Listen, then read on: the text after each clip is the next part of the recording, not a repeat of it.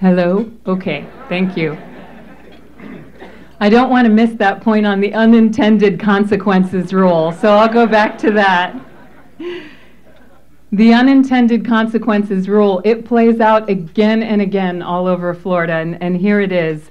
The bigger and costlier the water infrastructure project, the greater the problems it poses to future generations.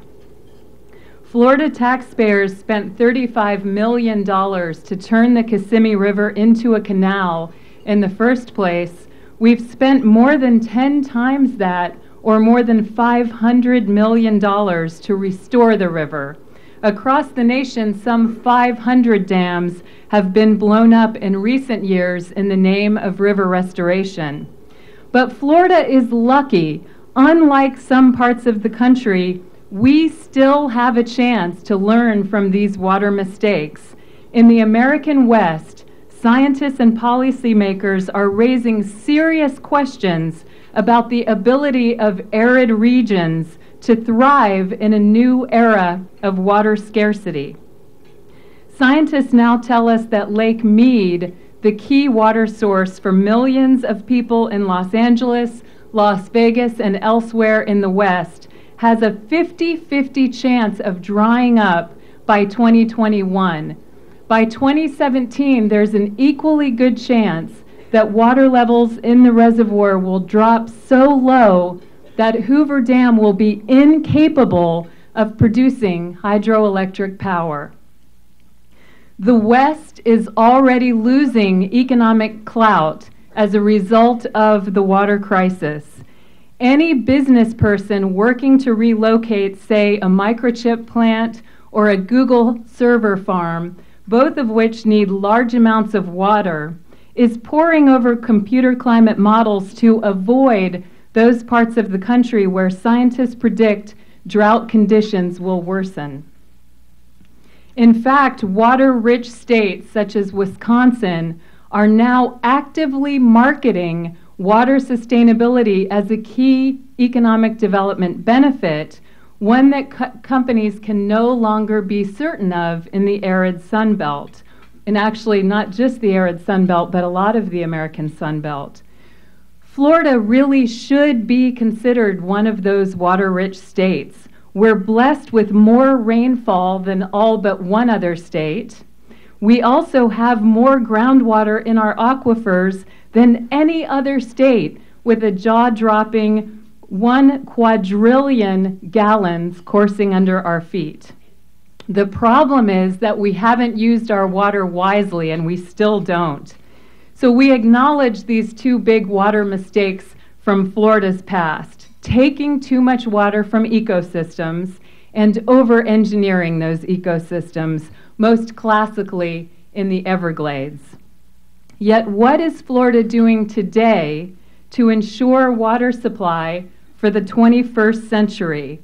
We are taking more than we need from ecosystems and relying on mega infrastructure projects to solve our water woes. When it comes to overtaxing our natural systems, there are too many examples to count, but I'll give you a brand new one that strikes very close to home. We hear again and again from water managers in Florida that our state has learned its lesson about groundwater overpumping, and we're not allowing it to happen anymore. A new report from the U.S. Geological Survey begs to differ. Scientists say that overpumping of groundwater in Duval and Nassau counties is having a devastating effect on groundwater and surface water to the west in the Swanee River region. The USGS reports that pumping here is helping contribute to an estimated 80 million gallon loss to the Ichetuckney River and a 25% decline in that river's historic flow. Now that we've overtapped our groundwater, Florida is increasingly looking to rivers such as the St. Johns for new water supply. But our history of depleting first wetlands and then groundwater, along with America's Western water history, raise huge red flags here, particularly given the specter of climate change. I'm here to tell you that it just doesn't have to be this way. Unlike the arid Southwest, Florida has a pretty easy path to a sustainable water future. Our water wealth, along with technological breakthroughs and new interest in water sustainability among businesses and residents, has opened up this intriguing new path. I'll call it a blue path. On this blue path, Floridians live really well with a lot less water. Well, Neil, that was interesting. Some of the points that Cynthia brings up about how we continue to take too much water out of the natural system, pump too much water out of the ground, and what we're doing, instead of trying to find practical solutions, we're trying to find big mega engineering projects to solve our problems. Like Yankee Lake in Seminole County, which, you know, we and many people in this community have been fighting, you know, hundreds of millions of dollars to build a infrastructure project to take water out of the St. Johns River. And one of the things I like to say, Neil, is I don't think we have a water supply problem. As Cynthia mentioned, we have an abundance of water still in this state. We have a water use problem, and because we use too much water, it's resulting in potential projects that could harm the St. Johns and harm our springs and our groundwater for that matter. And so what we're going to do is go back to Cynthia's speech, towards the end of her speech, where she talks about some of the solutions, because what we're advocating for, and I think what Cynthia is also advocating for as well, is that there are practical, cost-effective solutions such as water conservation and reuse of wastewater for irrigation, instead of continuing our wasteful water practices and then as a result being forced in a sense to look to rivers, to desalination plants that are going to cost us billions of dollars in the end. After researching these issues for 12 years, I've come to believe that our state will not take the blue path unless more Floridians, especially local governments and our business community, insist upon it and start leading the way.